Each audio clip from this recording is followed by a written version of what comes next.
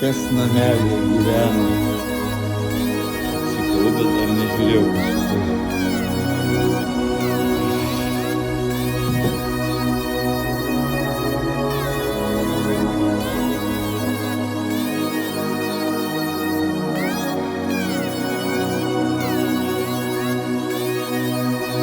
Ką, pradedam darbus. Varikliukas paruoštas įdėjimui. Motociklas laukia. Ką, bandysim kažkaip tai grįžti.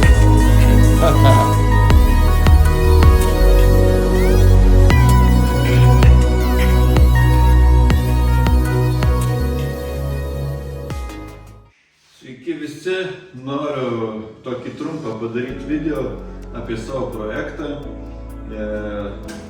Motociklas Aprilia Tuono V4 Factory. Su praėjusiu varikliu, su originaliu nelabai pasisekė.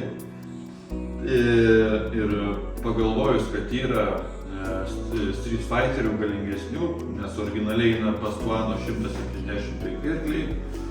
Bet kadangi yra tiek Kawasakis, tiek BMW, paskui Augusta, Ducatis, Street Fighteriai ir turi 200 plus arklių. Tai sugalvojau tokį projektą padaryti pas Aprilia ir įdėti RSV4 variklį. Bus labai panašus projektas į esamą labai retą Tuono X.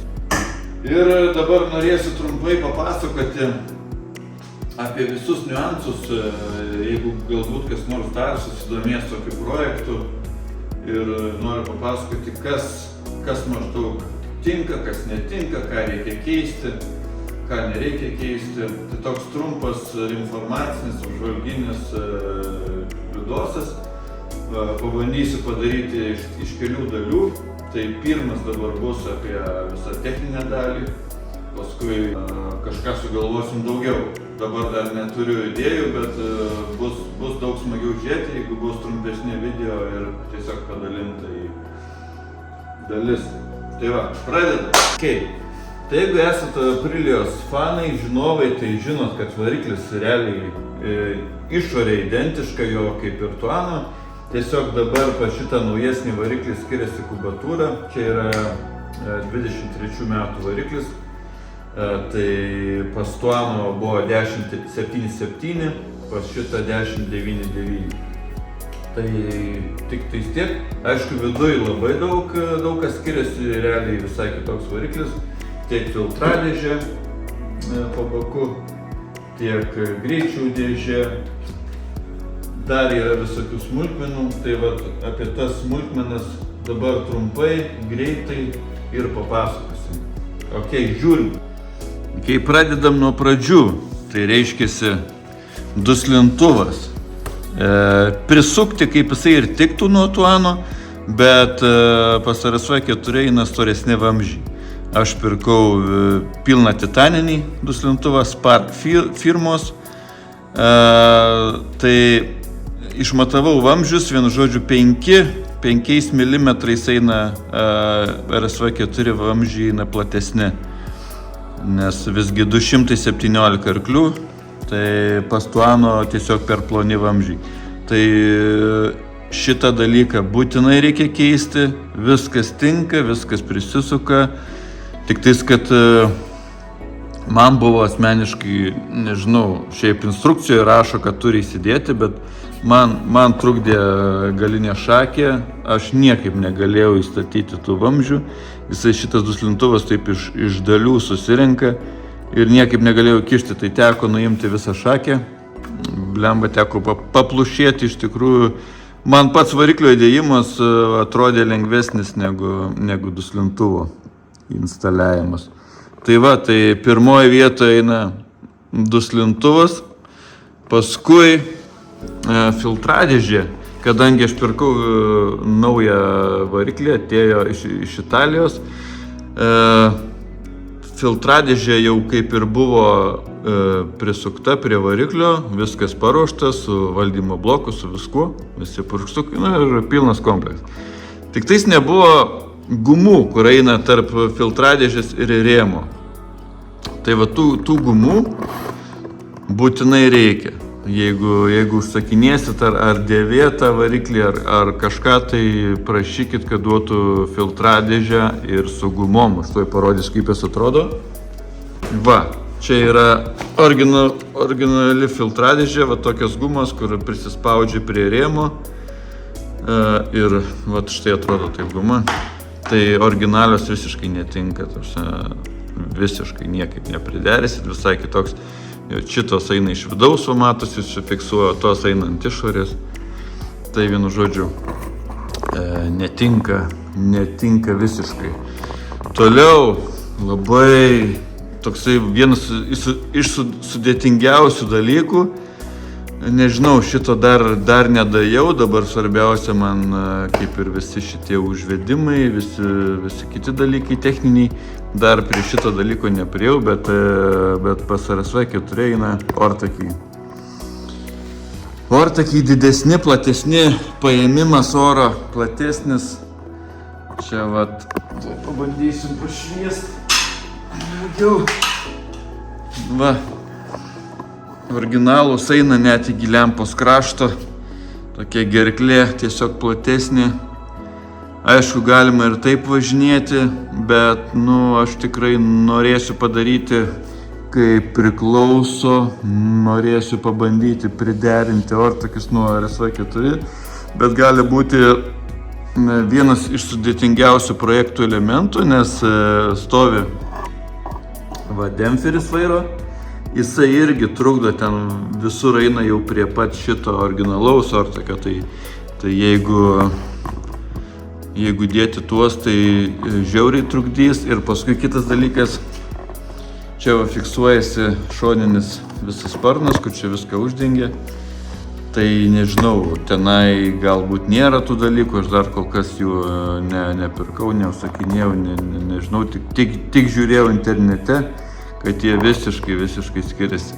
Tai va čia toks dalykas bus įdomus, nes gali būt, kad net jo ilgis netgi skiriasi, nes pas RSV4 gali būt, kad biškį lempa į priekį daugiau išnešta. Tai apie šitus dalykus jau projekto pabaigoje, jeigu sužinosiu, padarysiu kažką, tai būtinai informuosiu. Paskui einam į kitą pusę. Vat. Šita šlanga skiriasi, nes tuano eina karteris kitoksai, čia va eina jisai aukštesnis, grįžtamas, aukštesnis pajungimas į karterį, kažkur tai šitoje vietoje eina trumpesnė šlanga. Tai šlanga aš pirkau visą komplektą nuo RSV4 samko. Tai va, čia tokia smulkmena, lengvai sprendžiama. Toliau bėgam priekį. Čia nekreipiu dėmesio, amortizatorių išsiunčiau Lietuvą galinį restauruoti, tai įkišau dar pagalį. ABS-as vienu žodžiu, kaip jisai ir tinka, jį reiktų perprogramuoti. Perprogramuoti pas mane šitoj šaly, kur gyvenu, tai būtų sudėtinga, ten gali tik tais dileriai padaryti, atstovai oficialūs. Ir tiesiog gali būti labai misija sunki ir galų gale, man atrodo, kad jie net nesupras, ko aš čia noriu. Tai paprasčiau yra nusipirkti tiesiog, ne karvė iš tikrųjų kainuoja, nėra labai brangus. Aš manau, kad pagal valandinius tarifus, tai pas dilerį gali būti dar brangiau tas dalykas perprogramuos. Tai vienu žodžiu, šitas dalykas ABS-as. Ten skiriasi kažkokia programa viduje ir vienu žodžiu nesusikalba variklio kompo su ABS-o, tai šitą būtinai reikia žinoti. Tai einam toliau. Tai toliau nelabai yra kur eiti, nes variklis kaip ir viskas užsiveda, viskas tinka, bakas identiškas. Užsideda visai kitokią filtradėžę, bet viskas kaip ir tinka. Aš gavau variklį su variklio visų laidynų, tai, ta prasme, su kompu, su viskuo, tai kita dalis laidų prisijungia nuo Aprilijos pusės, tai viskas puikiai, sakau, galima pademonstruoti, bet tik tais tiek, kad dabar atjungtas ABS-as ir amortikas visiškai atjungtas, nes jo nebėra. Tai meta bile kiek klaidų. Čia čekas atsirado, čia pas visas naujas Aprilijas, blemba, būtent RSV4 kažkaip tai labai dažnai tokia klaida būna kaip sukalibravimas, kaip net iš vis įdomiai tai prašo, kad kaip smagra čia sukalibravimas, nors iš tikrųjų ten yra toks labiau kaip misfiringas. Tai visa šita problema susitvarkys, labai lengvai išsisprendžia, reikia tiesiog variklį užkaitinti iki darbinės temperatūros, 3 kartus pergazuoja, ten kažkas nusiresetina ir susikalibruoja ir klaida įsitrina. Tai paskui šitas iš karto, kai įdėjau kompą nuo RSV4, tai tas užrašas atsirado, jo nebuvo pas Tuano. Tai dar tiktais nelabai supratau, kaip kuro lygį man dabar rodys, nes kažkaip pas Tuano čia rodydavo kuro lygį. Tai šitą žiūrėsim, kaip čia kas. Gerai, galim pademonstruoti. Sakys, kad netikėsit, paskui sakys, niekas čia neužsiveda. Bandom užvesti.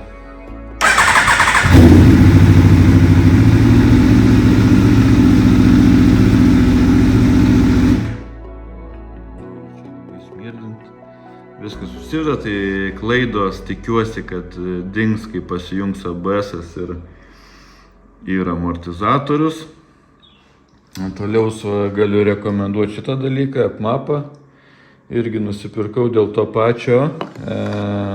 Jisai pagrindė naudojamas kaip ir flashinti kompo variklio.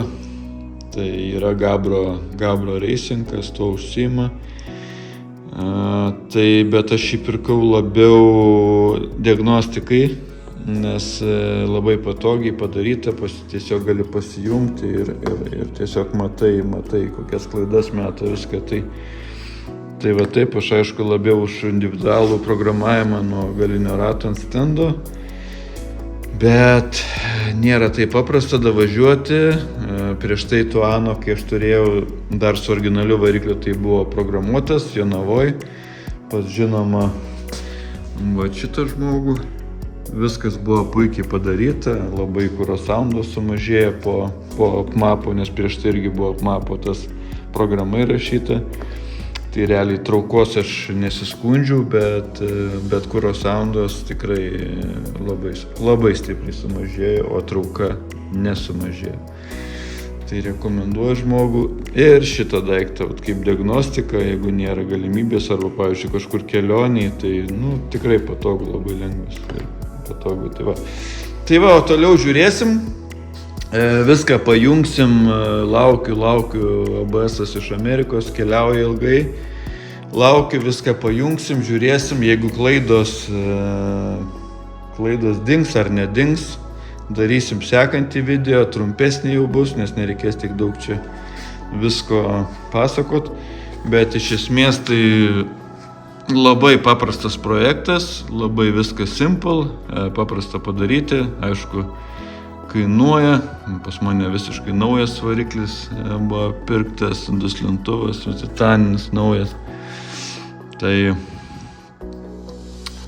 bet aišku, galima ieškoti ir kažkokia tai jau panaudotas RSV4 irgi geras variantas, tada sutarti su žmogum, kad tiesiog viską pasiimat, ko jums reikia ir viskas. Tai va tiek žinių. Jeigu bus kažkokių klausimų, kažkas kažkam įdomu, tai rašykit, klauskit ir bendraukim. Tai va, iki. Truputėlis informacijos papildymas, nes tik ką sužinojau paskutinės iš parodos vykstančią informaciją apie apie Aprilia Tuano naują modelį 25 metų, kad taipogi tokie pakeitimai bus, kad variklis jau eis irgi 1099 kubikų ir visa elektronika, antipraslydimų visokio BSO jau bus kaip ir RSV4, kas taip pat bus daroma pas mano projektą, tai viskas labai teisingų kelių eina ir panašu, kad skirsis tik tais arklių skaičius pas mane. Tai tiek.